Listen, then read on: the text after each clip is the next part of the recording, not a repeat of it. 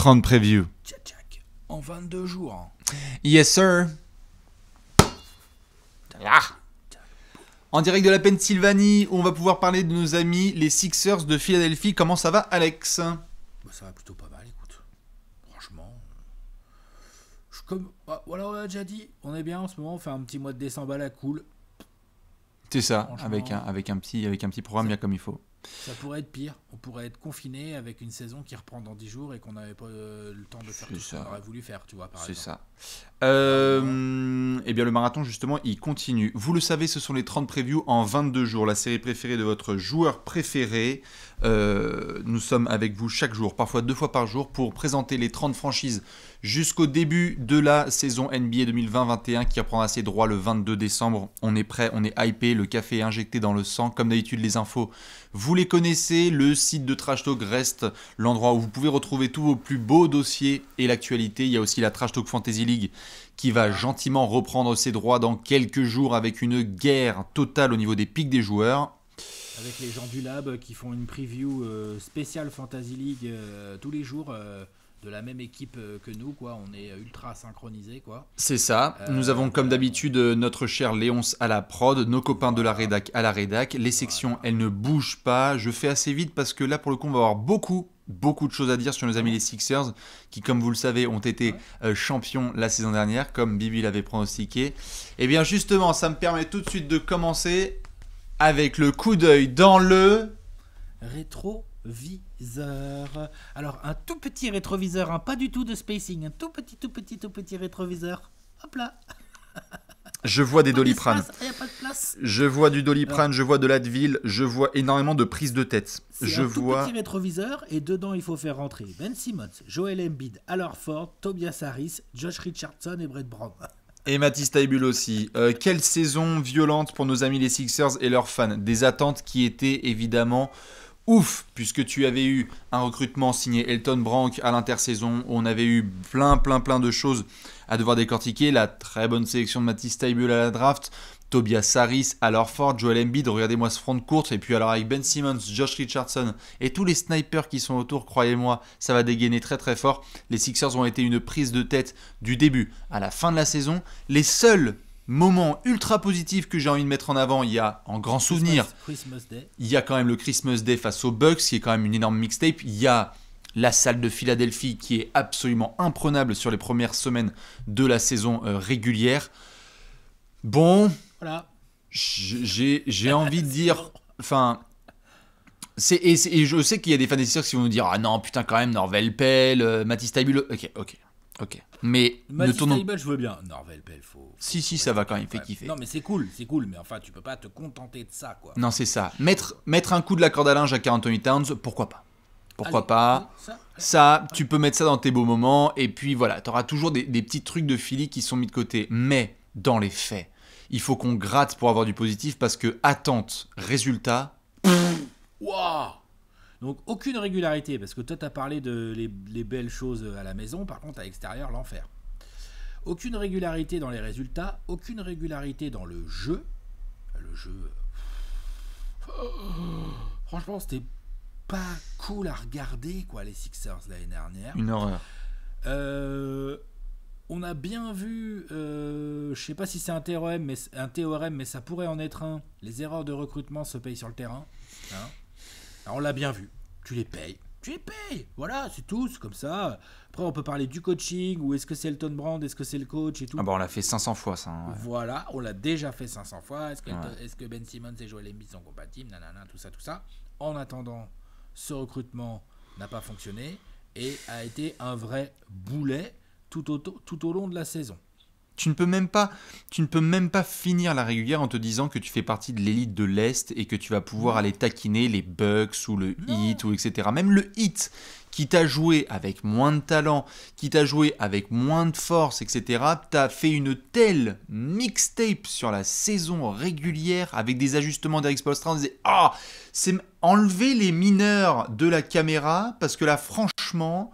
Quand on voit ce que Brett Brown se prend de la part de plusieurs coachs, c'était d'une violence rare. Ce qui ne veut pas dire que c'était évidemment que l'entraîneur. Nom de Dieu, le niveau d'investissement et de régularité de Joel Embiid, il faut qu'on en parle.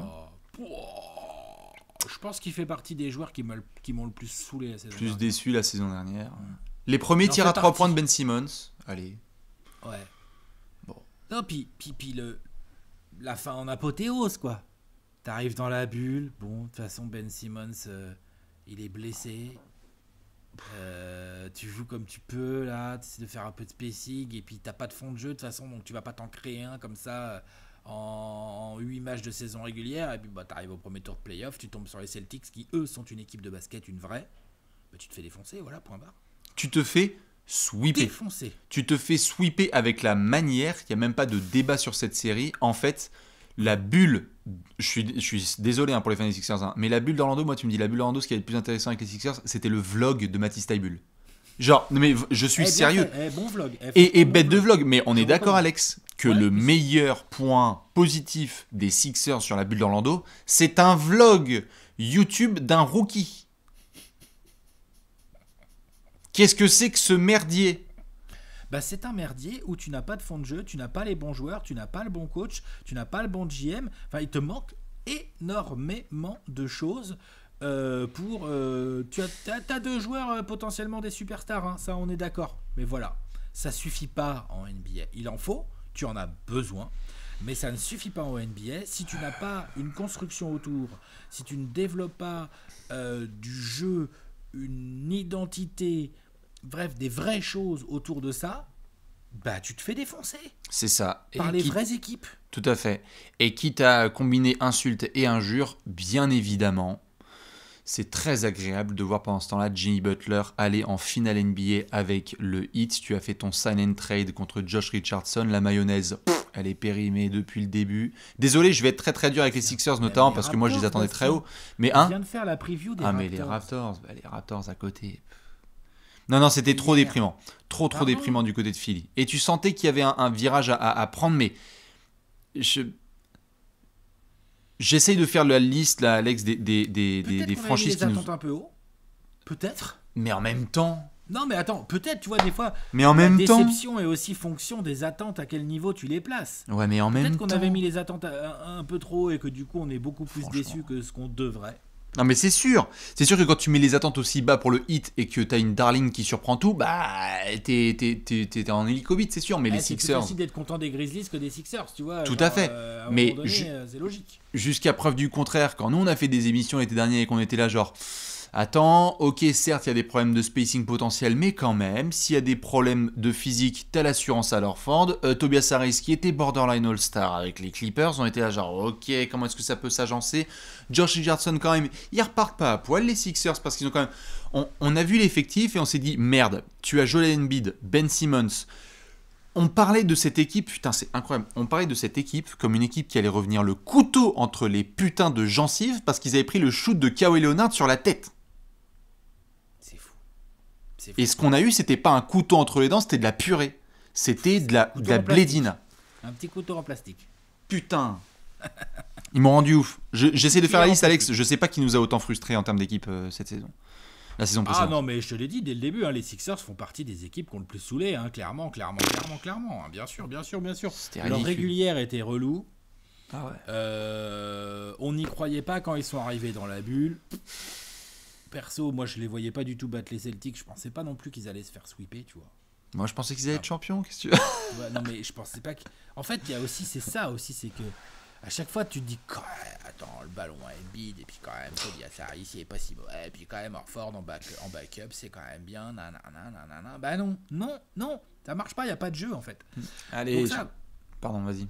pardon, donc vraiment grosse déception.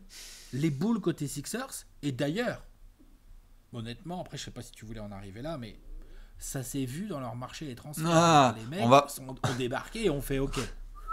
Ouais, là, je vois le chrono. On est sur un bon coup d'œil dans le rétro, mais je peux vous dire qu'on va prendre le temps dans le marché de l'automne parce qu'il y a plein de choses. J'en calais juste une dernière pour notre ami Vas-y, Shake. vas-y. Non, pour l'ami Shake Milton, qui a été quand même une des belles. Ouais. Je faisais le tour. Et je me souvenais que quand même Shake Milton, ça a été cool. Moi j'ai bien aimé. Non mais Shake Milton c'était juste la petite dédicace parce qu'il y a eu une partie de la saison où on était là genre waouh, Shake Milton en fait est l'assurance des Sixers. C'était pas mal. Le match aux Clippers. Exactement, on a le deuxième créateur derrière Jimmy Butler qu'ils attendaient. Bref, j'ai même pas envie de traîner plus longtemps sur ce coup d'œil dans le rétroviseur de merde. On va devoir se pencher sur le marché de l'automne. Allez, vas-y, envoie. Allez, c'est parti.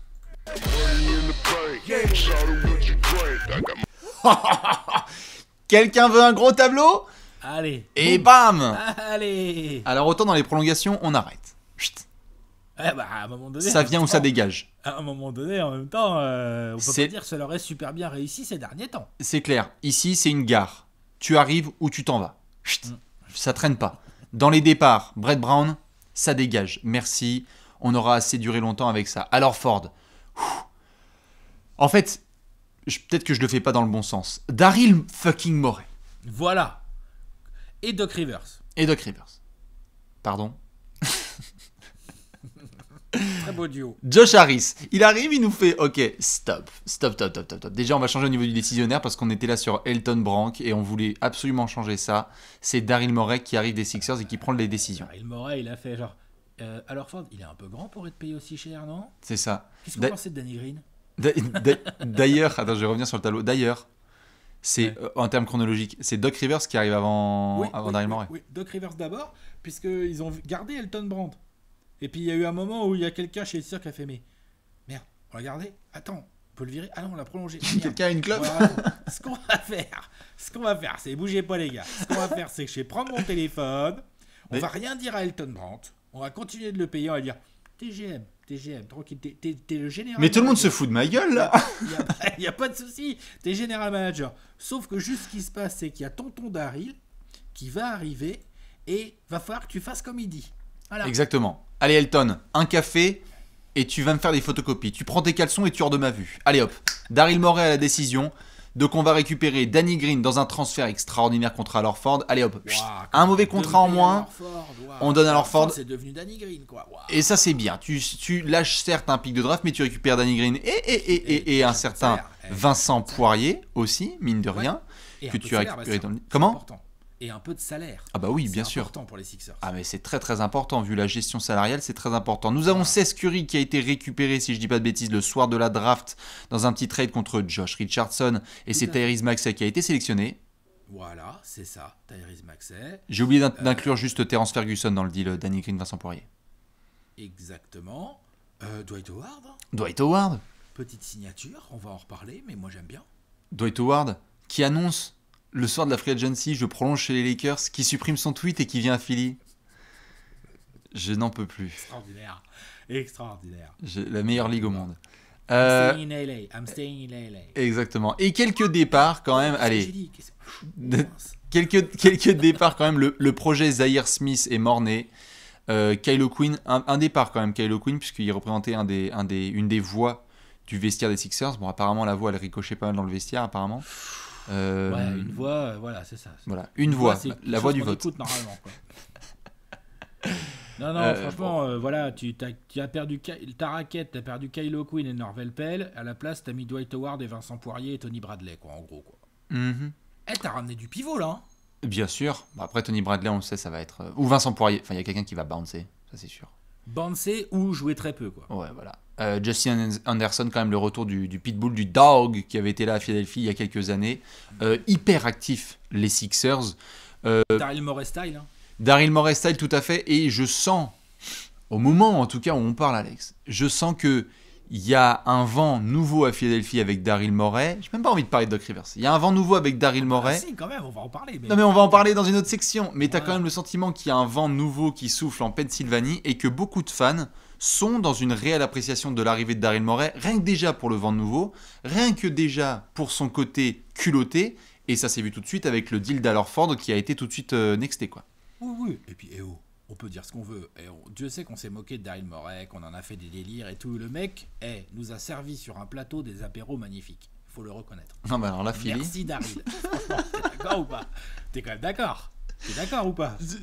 On a quand même fait plusieurs apéros de ouf grâce à Daryl Morey. Et quelque chose me dit que c'est pas fini. On va avoir Dwight Howard, voilà. Joel Embiid, Doc Rivers et Daryl Morey dans la même franchise. Vous croyez que ça va être quoi, Philly? Il n'empêche Incroyable. que c'est un garçon qui nous a déjà montré, il a passé quoi, 12 ans avec les Rockets? Ouais, 10, plus de 12 10 ans, ouais, c'est sûr. Il sait construire un effectif. Mhm. Il sait construire un effectif. Chose dont je doute que soit capable de faire Elton Brand, honnêtement. Oui. Donc du coup, je trouve que là, ça se voit déjà dans les choix qu'il a fait, des choix tranchés. On dégage certains mecs, on fait venir certains profils bien spécifiques. Je veux dire, Seth Curry et Danny Green possèdent une qualité qui existait à peine dans le roster des Sixers avant. C'est que derrière l'arc, ils peuvent mettre un panier, dis donc. Et c'est ça, et c'est là que tu vois tout de suite l'impact de Daryl Morey, c'est Elton Brand. Bienvenue en 2020, nous ne sommes plus en 2004. Il va nous falloir du spacing autour de 2 monstres qu'on a envie de bien développer. On ne touche pas d'ailleurs à ça. Tu remarqueras, certains aiment bien les détails sur la table. J'ai mis une petite peluche juste ici, là en avant. Oui, j'ai vu la peluche, jolie peluche. Elle a une belle barbe. Hein, Ouais, elle a une belle barbe. Hein. Ouais, une jolie barbe. Écoute, elle traînait là, je l'ai mise là. Au moment où... Attends, il faut faire le disclaimer. Là. Il faut faire le disclaimer. Disclaimer. Au moment où on tourne. Au moment où on tourne, James Harden est encore toujours un sur rocket. Enfin, un rocket. Un strip rocket. Exactement.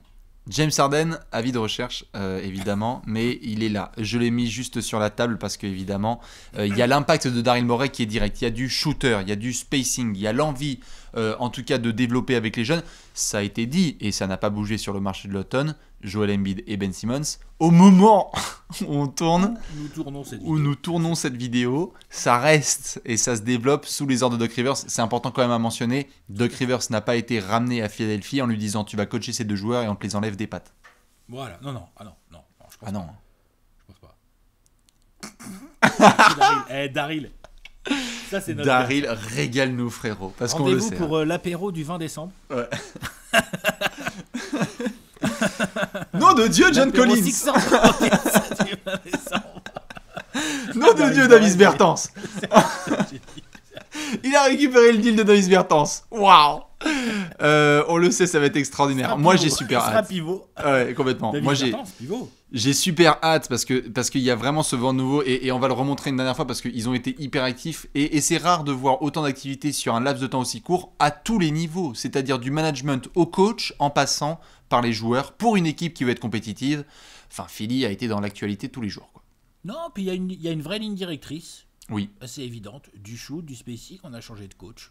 c'est ça. Et tu ramènes des pivots pour pouvoir reposer Embiid quand il faut. Voilà. Exactement. Daryl Morey, franchement, c'est du Daryl Morey style, quoi. Exactement. Et personnellement, je t'avoue que je suis très content. Je crois qu'on avait parlé pendant la bulle ou en pré-bulle. J'avais dit que si la saison prochaine commençait avec Brett Brown et ou Elton Brand encore en poste, il y avait un vrai problème et je me déconnectais du projet. Ce n'est plus le cas, donc on reste connecté au wagon de Philadelphia. Alex, si je dis pas de bêtises, on a un nouveau coach, on a des nouveaux joueurs, on a donc un nouveau starting line-up à mettre en place. Allez, on va regarder ça in the starting five. In the starting five, c'est l'heure tout de suite du 5 majeur.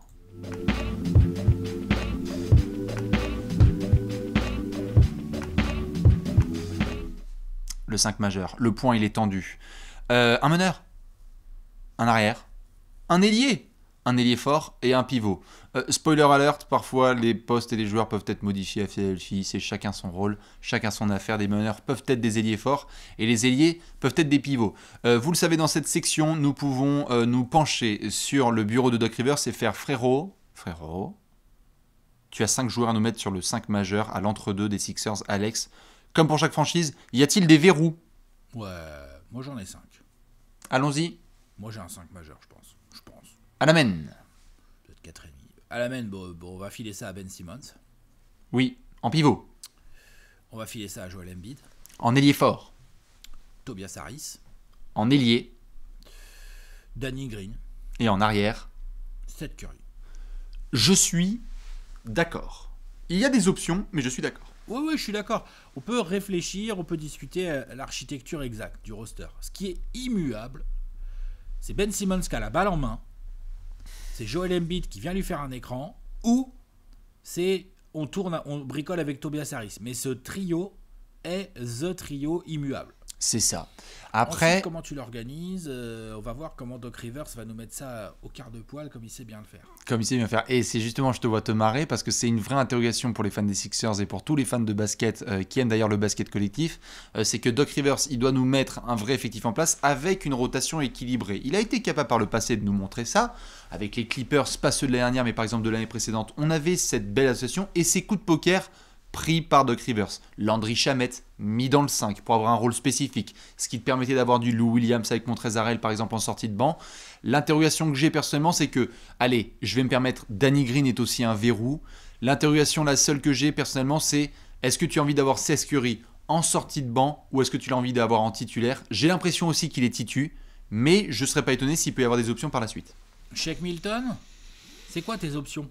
Matisse, Matisse Thybulle titulaire? Shake Milton ou Matisse Thybulle. Je reste sur Seth Curry, hein, mais ce sont les seules options. Vachement en spacing à côté de Ben Simmons, quoi. Ah oui. Bon, après, c'est pas des manchots au shoot, hein, mais on n'est pas sur le même poignet que Seth Curry. Pardon. Tout à fait. Pardon. Il a le nom de famille quand même. Tout à fait. Et un des éléments qui a été mentionné pendant le camp d'entraînement, et je pense qu'il a dû faire plaisir à certains fans des Sixers à vérifier sur le terrain, c'est cette association Seth Curry, Joel Embiid, dont Joel a parlé lui-même, dont il a besoin. Ça lui rappelle ce qu'il faisait avec JJ Redick, qui était assez extraordinaire en termes de combinaison, hein. On disait, tu sais, on faisait souvent des blagues, on disait le fromage et le pain, 3 Edge, 3G, 4G, Edge, et t'avais Joel Embiid et JJ Redick. En termes de connexion, on était tout en haut. Il a perdu ça, puisque Redick est allé à New Orleans. Tu sens qu'avec ce genre de garçon extraordinaire, hein, comme son frère en sortie d'écran, ça peut très bien marcher pour filer son spacing. Surtout qu'il sort d'une saison où il était quand même en feu. Mm-hmm. L'ami Seth Curry en plus. Hein. Mm-hmm. Pareil, ça, on aura l'occasion d'en parler dans un coup d'œil dans le rétro à un moment ou à un autre. Donc, qualité de shoot, il a le bras de la famille Curry, quoi. Ouais. Alors, il est moins fort que son frangin et tout, mais au shoot, franchement, ça rigole. Hein. Ah bah bien sûr. Ça rigole de ouf. Hein, bien sûr. On a déjà parlé plein de fois de la famille Curry, des barbecues, tout ça, les concours de tir et tout. Bon, bref. Tout à fait. Donc ça, c'est vraiment un joueur que Doc Rivers, au passage, c'est le gendre de Doc Rivers. Tout à fait. Donc il va être titulaire. Il va être titulaire. Donc on est d'accord. En fait, Seth Curry va être titulaire. J'ai oublié. D'ailleurs, je crois que tactique infaillible. Ouais. D'ailleurs, je crois que Seth Curry est le franchise player des Sixers, Alex. Si je ne dis pas de bêtises. Donc Seth Curry va prendre 21 tirs par match. C'est ça. Donc Seth Curry All-Star. Donc ça fait plaisir de voir cette modification dans le starting line. Non, mais plus sérieusement, je pense que c'est le meilleur shooter de l'effectif et donc je comprendrais pas qu'il soit pas titulaire en fait. Moi aussi. Voilà. Avec limite, Danny... je comprendrais plus que tu foutes pas Danny Green et que tu foutes Matisse Thybulle à la place de Danny Green, moi. Limite, tu vois. Allez, et pourquoi pour moi, pas. Seth Curry, c'est dans le 5. Hein. Ils vont... Je suis trop bien, c'est trop important pour les Sixers. Bien sûr. Après, au niveau des rotations, ce qui est intéressant, c'est que dans le recrutement qui a été fait, il y a une option dont on n'a pas trop parlé parce qu'on s'est surtout penché sur les noms, mais ce qui a été mis en avant par Doc Rivers et par Daryl Morey sur le recrutement de cet automne, c'est que notamment Danny Green et Dwight Howard, ils ont rajouté une petite bague. Hein. Dwight Howard, il a remporté sa bagousse. Danny Green, ça commence à faire une petite bijouterie. Donc forcément, dans les rotations, tu as un joueur d'expérience comme Danny Green qui peut dire « Les gars, dans le 5 majeur, on se calme là, parce que moi j'ai l'XP, donc on va calmer le jeu tranquillement. Je suis ouvert, filez-moi le ballon, salut LeBron. » Et on peut avoir sur le banc, derrière Joel Embiid, Dwight Howard. Derrière Tobias Harris, on a quelques options. J'ai pas l'effectif sous les yeux. Je vois que tu te marres, qu'est-ce qu'il y a ? Je me marre parce que je pense à ce qu'on est en train de dire là. Si Dwight Howard, après nous avoir réussi le comeback qu'on l'a vu faire avec les Lakers, et Dieu sait que c'était un magnifique comeback, attention. Oui.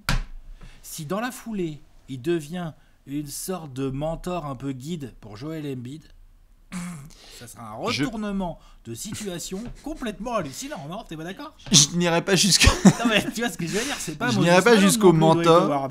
Ouais, non, mais je n'irai pas jusqu'au mentor. Non, mais tu vois, genre si... Mais ouais. Là, t'es en train de parler de l'expérience de Dwight Howard. Non, c'est sûr. Que Dwight Howard est capable de transmettre de manière calme et intelligente des choses à Joel Embiid. Je pense que oui, et qu'il est capable avec Danny Green de dire ok, en fait, aujourd'hui dans le vestiaire, tu peux dire ce que tu veux en fait, Joël, mais en l'état.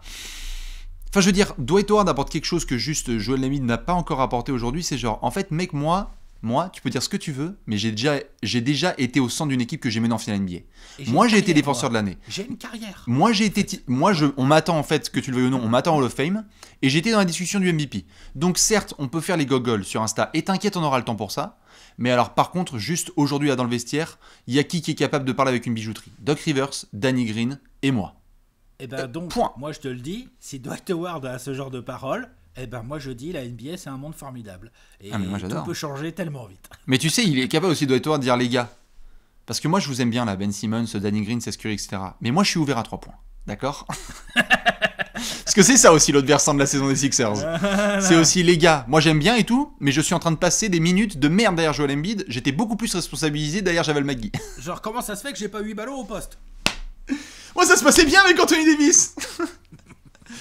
Dans les options quand même, dans les rotations, nous avons Mike Scott en ailier fort qui peut apporter quelques minutes. Nous avons Justin Anderson qui va apporter de la défense. On a un rookie?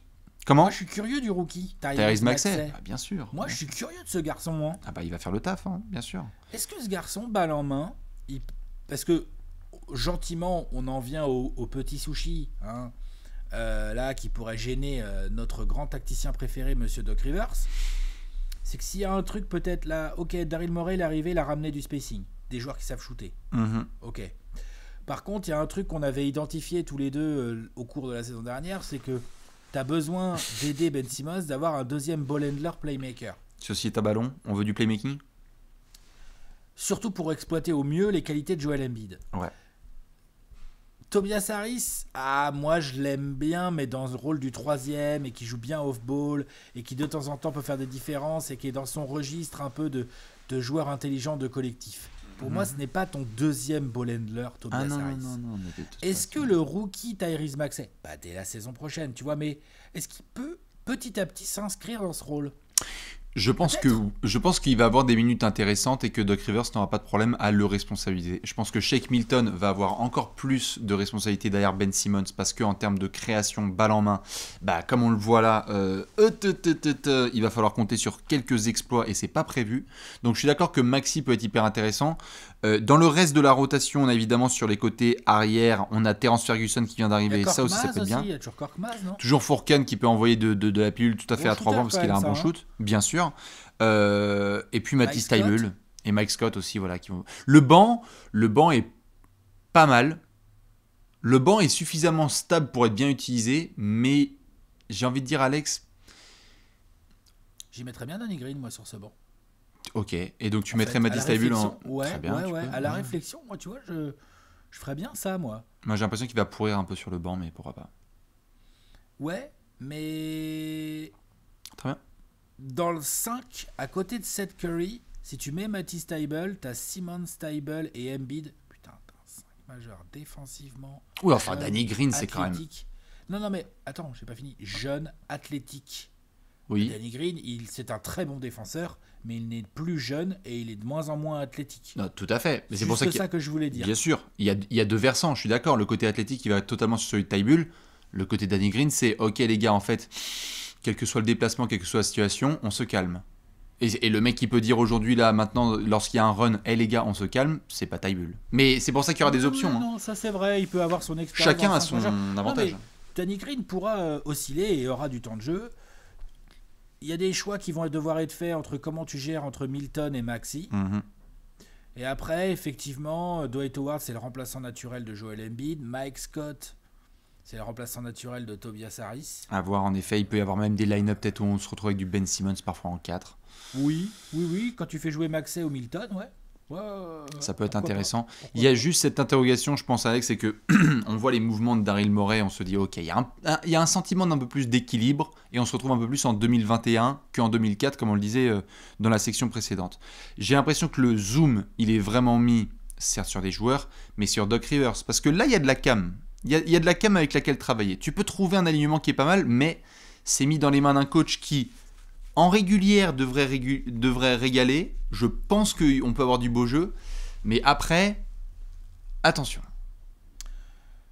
En plus, je veux dire, quand il a été remercié par les Clippers, ils sont venus le chercher direct. Je veux dire, Doc Rivers, il avait à peine refermé la porte du bureau de Steve Ballmer. Ah non, son phone, il sonnait c'était un numéro de Pennsylvanie, vas-y, fais tes valises, viens, prends l'avion, quoi. Hein, Ouais. d'accord, hein. Ah, tout à fait, Ça tout a à fait. été extrêmement rapide. Donc ils le voulaient vraiment, les Sixers, ils étaient sur le coup. Ouais. Donc s'ils sont sur le coup, Doc Rivers, on s'est souvent foutu de sa gueule, hein, nous, puis c'est pas les derniers playoffs qui vont faire changer quelque chose. Ça reste un coach référencé, ça reste un coach qui a déjà eu des résultats, ça reste un coach qui va forcément être respecté. Tu disais, ouais, Embiid, faudra que tout ça, machin. Embiid et Simmons, ils vont respecter Doc Rivers. Oh, Ah oui, tu vois, il pas faut. déconner. Donc il va amener un peu ce côté-là, un peu genre, les gars, maintenant on passe le cap supérieur et tout. Mhm. Maintenant, effectivement, je suis d'accord avec toi. Sur le plan tactique, tu vois, là, on vient de se prendre un petit peu la tête à essayer d'anticiper les rotations. Il va falloir que lui aussi, Doc Rivers, il fasse ce travail-là. Parce que s'il s'enflamme à nous faire des rotations binaires, attention, là, t'as pas de Lou Williams ou de Montrezl. C'est ça. Attention. La très très bonne addition, je ne l'ai pas mis dans le tableau des arrivées, mais ça a été notamment une des side stories un peu là de l'automne, pour ceux qui ne font pas forcément attention aux actualités du côté de Philadelphie. Je vérifiais là à l'instant, c'est pour ça que je regardais sur notamment le téléphone. Dave Jorger en assistant. Quand même, il allait nous chercher Jorger, quand même, Doc Rivers. Donc, les headlines, c'était vraiment, Doc Rivers arrive à Philadelphie, mais il arrive avec un coaching staff, les copains. Il y a toujours son Sam Cassell qui est dans son coin, avec qui il a eu quand même des succès avec les Clippers. Et il y a Dave Jorger, qui a montré plus d'une chose quand même entre Sacramento et Memphis. Ça, certains soirs... C'est magnifique. Non, mais il arrive dans des conditions royales. Tout à fait, Dave c'est Jorger, ça. Sam Cassell, machin pour t'aider. T'as Daryl Morey qui te prend des joueurs et qui essaie de te bricoler un truc le plus équilibré possible. T'as Ben Simmons et Joel Embiid. Pardon, on n'a pas encore dit le mot. Ce sont des superstars. Bien sûr.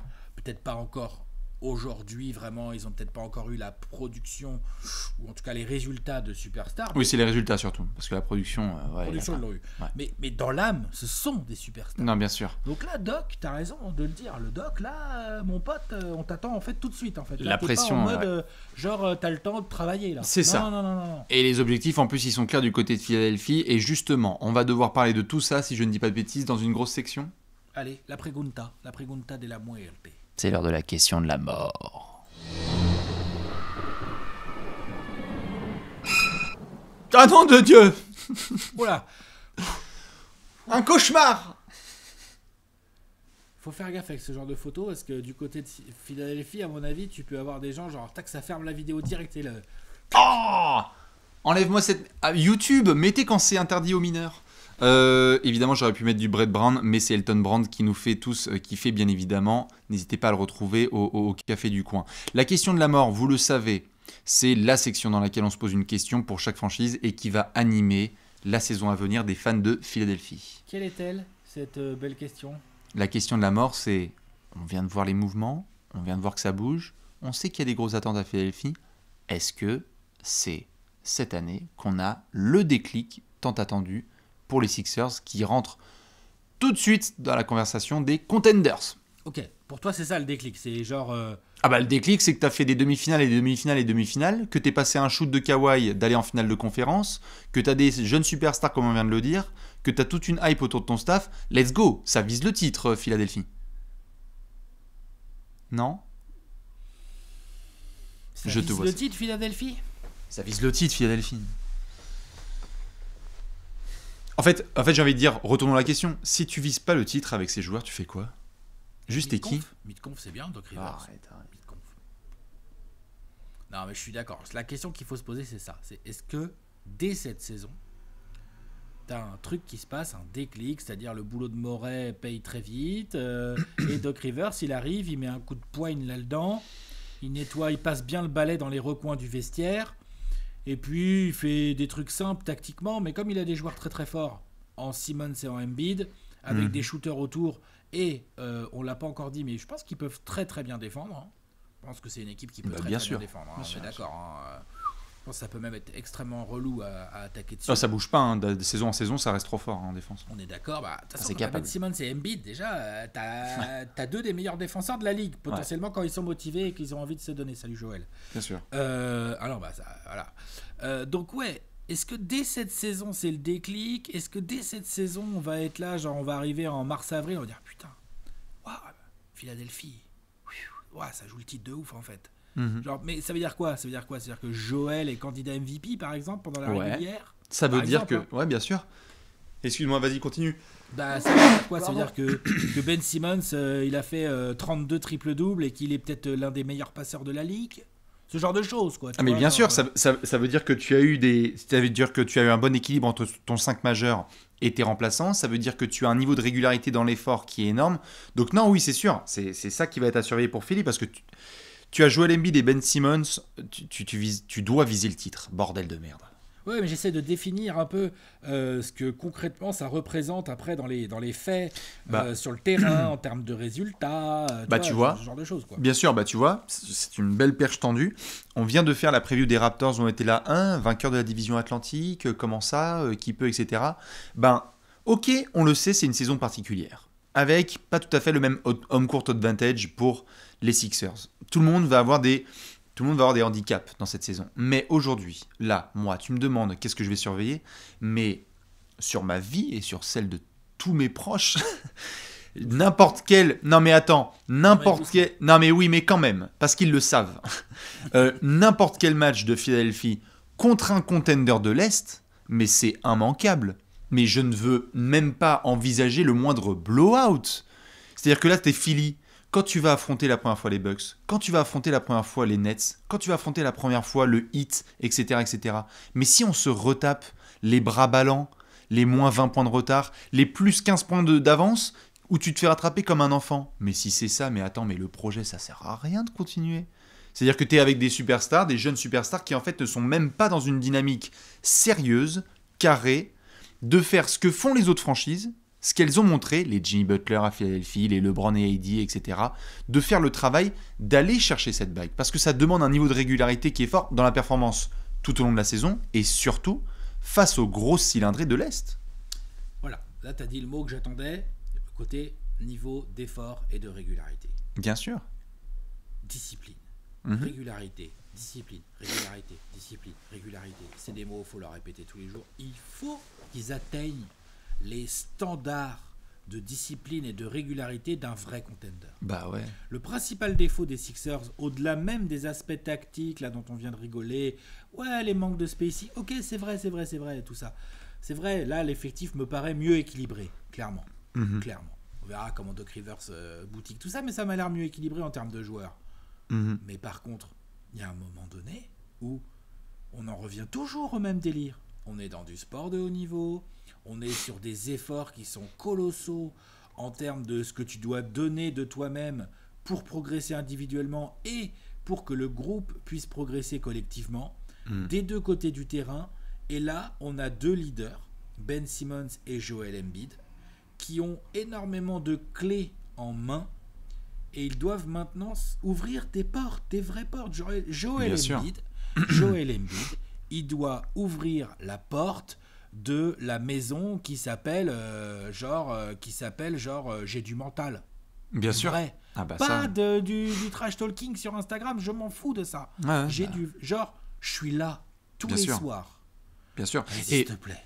Et ça, c'est ce qu'on attend évidemment parce que les joueurs de complément vont faire leur travail et quelque part, pareil pour Ben Simmons, dans le sens où j'ai revu la preview du Heat de l'année dernière quand on avait vu Jimmy Butler qui arrivait à Miami et on se disait, on discutait ensemble de ça et on se disait putain merde, normalement Jimmy Butler, s'il fait bien le travail, qu'il s'intègre bien et qu'il montre ce niveau de compétitivité qu'on lui connaît, qui n'est pas le même joueur, il est compétitif, etc. Mais on disait, ok, l'objectif de cette saison, c'est que quand on va être dans la discussion des meilleurs ailiers arrière de l'Est, Jimmy Butler en février, ça doit être réglé. Il ne doit pas y avoir de débat. Si tu es Ben Simmons, putain, j'adore. On a sorti cette phrase déjà et on va la ressortir pour Ben Simmons. J'adore Trae Young, j'adore Kyle Lowry, j'adore Kyrie Irving, j'adore Kemba Walker, j'adore tout ce que tu veux, etc. Mais là, il y a un moment où il doit se pointer, Ben Simmons, c'est dire, les mecs, en fait, c'est moi là, le meneur de l'Est, la figure numéro 1 de la main à l'Est, le joueur qui peut transcender tout le monde et mon équipe, ça doit être Ben Simmons. Il en a les moyens, c'est pas comme si on demandait un jump extraordinaire, il en a les moyens. Ça peut être un joueur complètement dingue des deux côtés du terrain et qui peut mettre la franchise sur ses épaules, même quand il y a des soirs où Joel Embiid nous montre encore des travers, tu sais, comme tu dis, de régularité et d'effort. C'est-à-dire que si on voit Joel qui soudainement n'est pas très chaud un soir, bah vas-y Ben Simmons, prends le relais, vas-y. Complètement d'accord, il l'a déjà montré d'ailleurs en fin de saison régulière. Fin de saison rookie. De sa saison rookie, sa saison rookie. Il l'avait montré, Joel était blessé et lui, il avait l'équipe sur les bras et il n'y a pas eu de problème. Ça a gagné plein de matchs. Ils ont fait une série consécutive, c'était une dinguerie, bien sûr. Donc maintenant, ils doivent nous montrer ça dans la continuité. Ils doivent ne pas oublier que la saison ne commence pas quand tu arrives vers la fin et vers les playoffs. C'est trop tard. Il faut être prêt. Donc ils doivent faire une vraie régulière d'équipe qui progresse, qui apprend à se connaître, parce que mine de rien, pas mal de nouveaux joueurs. Bien sûr. Donc un nouveau coach, des nouveaux joueurs, un nouveau GM, il faut apprendre à se connaître et tout. Il faut travailler et pour ça, il faut en avoir envie et il faut avoir le bon body language. Il faut montrer des progrès mentaux. Beaucoup de progrès mentaux. C'est ce qui me... Je suis d'accord. C'est ce qui m'inquiète, entre guillemets, le plus avec les Sixers, c'est que beaucoup d'observateurs qui anticipent cette saison se disent que les équipes où il y aura le plus de continuité et où il y aura le moins de mouvement vont notamment montrer leurs différences dans la saison régulière, où il va y avoir tellement d'incertitudes et de changements qu'on ne saura pas comment faire. Et donc Philly, je suis d'accord, il y a tellement eu de mouvements en interne que peut-être c'est trop tôt, trop demandé, mais en même temps, t'es les Sixers, tu sais ce que tu joues cette saison, quoi. Tu joues de l'élite et t'as le talent. Donc dites-nous évidemment ce que vous pensez de cette question de la mort, parce que Alex, je crois qu'on a un trophée du peuple à devoir décerner. Allez, vas-y. C'est l'heure du Gérard d'or.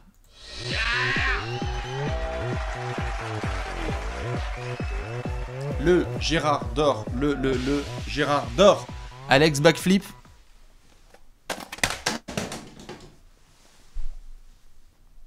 Waouh. Ouais, j'ai failli tout casser en plus avec les câbles là qu'il y a partout autour de mon ordi. Tu m'entends toujours ? Allô ? Mais oui, je t'entends. On a failli péter le setup. Pas de chance pour les Sixers. Alex a niqué le backflip sur cette preview. Il n'empêche qu'on reste sur la section du Gérard d'or pendant que Alex essaie de ramasser ce qui reste de son setup. Le Gérard d'or, vous le savez, c'est le trophée du peuple. Nous sommes à Philadelphie, cité de l'amour fraternel, et nous avons envie de cliquer sur un match des Sixers car un joueur va attirer toute notre attention. Alex, qui est ton Gérard d'or ? À la base, j'avais Ben Simmons, mais je trouve qu'on vient de très bien en parler en fait là. Du coup, je vais me prendre un autre petit Gérard parce que j'ai l'impression qu'il a une bonne tronche de Gérard. Ouais. C'est le rookie, Tyrese Maxey. Allez, vas-y. J'aime bien ce rookie. J'aime bien ce qu'il représente dans l'environnement de la NBA. Je pense qu'il fait partie des rookies qui peuvent... on peut assez vite savoir ce qu'il va être capable de faire. Enfin, j'ai l'impression que tu lui files déjà un peu le ballon en NBA à Tyrese Maxey. Il devrait faire des choses avec. Oui. Et du coup, je pense que dans la rotation des Sixers, là, qu'on a détaillé quelques sections auparavant, il peut avoir un coup à jouer assez vite en fait. Mm-hmm. Si Tyrese Maxey est bien le rookie que l'on croit, c'est-à-dire ce combo garde, bien athlétique, bien costaud, capable de faire... Je ne sais pas quel serait vraiment son gros point fort à Tyrese Maxey. Pénétration. J'ai l'impression... Pénétration. J'ai l'impression qu'il n'a pas de si gros points faibles. Il n'est ni excellent. Il est assez polyvalent déjà. Ouais, il est ni. Excuse-moi, je te laisse le Gérard d'or, mais il est ni excellent dans plein de domaines, ni trop mauvais dans d'autres. C'est ça que je voulais dire. Donc je suis d'accord avec toi, c'est vrai qu'avec son physique et son bon handle, c'est un bon slasher déjà de base. Ça fait pas de mal à nos amis les Sixers parce que Seth Curry, Danny Green, Matisse Thybulle, je suis pas. Shake Milton, c'est pas non plus des slashers incroyables. À la base, Enfin, tu me dis, hein, Bastien, si tu voulais, tu trouves que Danny Green c'est un slasher. Non, ça va. Je l'ai vu suffisamment Danny Green. Je pense que je ne vais pas le mettre en slasher, ça j'espère. On est d'accord. C'est Curry non plus, même s'il est peut-être un peu plus capable, parce qu'il a quand même un peu meilleur. Ouais. Bref, je pense que Tyrese Maxey a un rôle réel à jouer dans la création. On verra pour les autres, mais au moins pour lui-même, ou quand il rentre sur le terrain, en fait, il amène un nouveau truc qu'il n'y a pas dans l'effectif des Sixers, hormis évidemment Ben Simmons. Évidemment, Ben Simmons, je crois que c'est quand même un plutôt bon slasher. Et donc, je pense que ce rookie, dès qu'il va rentrer sur le terrain, en fait, je vais avoir envie de regarder tout de suite. Tiens, vas-y, on lui file la balle. Ok, dans quelle configuration il est ? Ok, ouais, il y a encore Ben Simmons sur le terrain, donc Ben Simmons s'est décalé. Ok, ah non, ils lui ont laissé Seth Curry. Enfin, tu vois, genre, comment ils disent ? Ah, ok, tiens, il y a Joel qui vient lui faire un écran. Qu'est-ce qui se passe, en fait, dans le pick and roll Tyrese Maxey, Joel Embiid ? Est-ce que Tyrese Maxey, il peut pas devenir vraiment peut-être pas le deuxième, mais vraiment un des ball handlers à qui Philadelphie file quelques possessions par match tout de suite, parce qu'en fait... Ouais, du culot. Ouais, il est culotté, il a déjà du talent, puis dans l'effectif, c'est pas comme si t'en avais 150 à mettre devant lui. Non, je suis d'accord. Donc j'aime bien son spot, ça sera mon Gérard. Eh bien, écoute, magnifique. Et puis, évidemment, comme on en avait parlé lors du soir de la draft, attention, Tyrese Maxey, on le sait, il a une étiquette au-dessus de la tête, c'est « Bonjour, vous venez de Kentucky nous sommes sur quel type de garçon ? On est sur les frères Andrew et Aaron Harrison, genre j'ai du potentiel mais j'ai rien fait en NBA derrière. Ou alors, oh putain, j'ai été drafté tard, je m'appelle Devin Booker, Tyler Hero, et ne sais-je. » C'est vrai, à Kentucky, on peut avoir des surprises. Bien sûr. Tyrese Maxey fait partie de ça. En plus, je te dis, le contexte... Malik Monk aussi, tiens, excuse-moi. Malik Monk aussi, dans le genre... Le contexte, on en parle souvent pour les rookies. Je trouve que là, il est pas dégueu pour Tyrese Maxey. Tout à fait. Il peut bien s'intégrer et il aura des munitions, je suis d'accord. Mon Gérard d'or, tu sais quoi ? Je vais même le poser là. D'accord ? C'est Joel Embiid. Joël. Arrête de chialer, Joël, tous les ans. Fais en sorte de ne pas avoir à chialer à la fin de l'année. Joël, ça suffit. Joël, c'est terminé. Ça suffit. On sait ce dont tu es capable. Fine, ok, très bien. Joueur incroyable défensivement, présence physique de dingue. On l'a dit, on l'a répété sur cette chaîne, physiquement, on est capable de dire qu'on n'a pas vu une telle domination potentielle physique depuis un certain Shaq, parce que tu le vois physiquement, tu te dis, il peut avoir des doubles ou des triples teams, il peut même shooter à 3 points, etc. Bref, c'est un joueur qui est à la hauteur de ce qu'on avait vu le soir de sa draft. On avait dit, putain, il peut jouer à la Hakim avec une puissance de dingue et du toucher. On le sait ça, il n'y a pas de problème. Mais il y a un an, quasiment jour pour jour, on a eu un Joel Embiid qui nous a annoncé qu'il voulait être premier de la conférence Est, qui visait le titre de MVP, qui voulait être défenseur de l'année. Ça a parlé, ça a rien fait. Il y avait des stats qui étaient encore moins bonnes que la saison précédente. Pour tout un tas de raisons qu'on peut donner à Brett Brown, à Elton Brand, à un manque de spacing, etc. etc. Sauf que l'élite de l'élite des joueurs NBA, des meilleurs joueurs au monde, c'est que, vas-y, donne-moi un contexte, je vais trop dominer en fait. Et là, il y a le contexte pour trop dominer. Il y a le contexte parfait. Il y a un nouveau coach, on n'a pas prévu de le bouger, il a tout le talent qu'il faut. Certes, il y a des interrogations au niveau physique, mais ça suffit. Dans quelle catégorie se trouve Joel Embiid ? Est-ce qu'on est sur un joueur avec un talent dingue, un multiple star, mais un pitre ? Excusez-moi de l'expression, mais quand même un pitre, c'est-à-dire on va le retrouver sur Insta, ou à des concerts, ou à faire la teuf, etc. Ou est-ce qu'on a un pivot qui dit « Ok, en fait, le basket, ça va absolument occuper tout mon état d'esprit là sur les prochaines semaines. Je vais marcher sur tout le monde. Je vais certes continuer à faire du trash talking parce que c'est ce qui le nourrit. Ouais, j'ai pas envie d'attendre un Joel Embiid qui devient une... Insta, moi, je m'en fous. Hein. Ah, moi, là où je m'en... pas, je m'en fous, moi. Mais le trash talking de Joel Embiid, il me dérange pas. Ce que j'ai vu, c'est que si tu commences à faire du blabla, mais que derrière tu n'agis pas, ah bah oui, non, ça suffit. Et c'est ça que je dis. C'est juste qu'on a eu énormément, on a eu un ratio blabla production qui était fucked up la saison dernière. Donc moi je dis stop. Cette saison, il y a plein de joueurs qui m'attirent évidemment, mais Joel Embiid, dans quelle catégorie il va s'inscrire ? Il y a 2 ans, il nous fait une saison complètement dingue. Il est dans la discussion du MVP. Je veux ce joueur. Ok, s'il y a des problèmes de santé, à ce moment-là, on discutera d'autre chose. Mais quand Joel Embiid est sur le parquet, je veux avoir rien d'autre que ok, bah en fait... rien à faire. Il n'y a rien à faire, fait chier en fait, ça y est, le Joel Embiid concentré est arrivé. On est combien à parler de ça sur la planète basket ? Du fait que Joel Embiid, un jour, il va nous faire une saison complète de mecs concentrés et on va tous devoir se plier les gaules. Surtout que là, avec ce qui se profile, putain, attention, là, il va y avoir un peu de spacing autour de lui, peut-être un jeu un peu mieux organisé, donc il devrait recevoir de meilleurs ballons. Bien sûr. Et devrait. Tout à fait, il devrait. Conditions. Bien sûr. Et là, on est nous depuis 1 an, là, à Denver, ça se frotte les mains comme jamais parce qu'ils sont là. Vous êtes sérieux ? Vous voulez qu'il y ait un débat pour le meilleur pivot au monde ? Ça fait 1 an qu'on envoie des trolls parce qu'il y a Nikola Jokic qui est en train de faire des dingueries, qui emmène son équipe jusqu'en finale de conf à l'Ouest. Il revient, il fait des comebacks et tout. C'est mental. Jokic, mental, leadership, exactement. En playoff, plus de mental que Joel Embiid a montré depuis qu'il est arrivé. Voilà, bien sûr. Donc Jokic vient de montrer ça. On n'arrête pas de dire on ne sait pas qui est le meilleur pivot au monde parce que franchement pour nous c'est Nikola Jokic. Ah bon, Joel Embiid ? Ok, très bien. On sait très bien que quand Embiid joue vraiment sérieusement et qu'il se donne à fond, il peut se ranger Nikola Jokic dans la poche arrière. Désolé les fans de Denver. Mais ce sont les faits quand Embiid est concentré.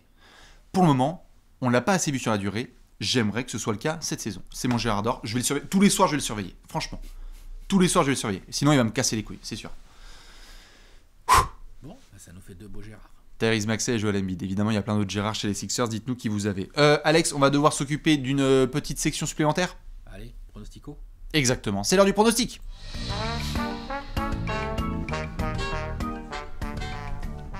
Pronostic time. The pronostic. Oui, comme vous le savez, dans cette section, on essaye de vous annoncer l'avenir, le turfu. Et comme pour chaque section, nous avons un pronostic avec les poteaux de Paris en Sport.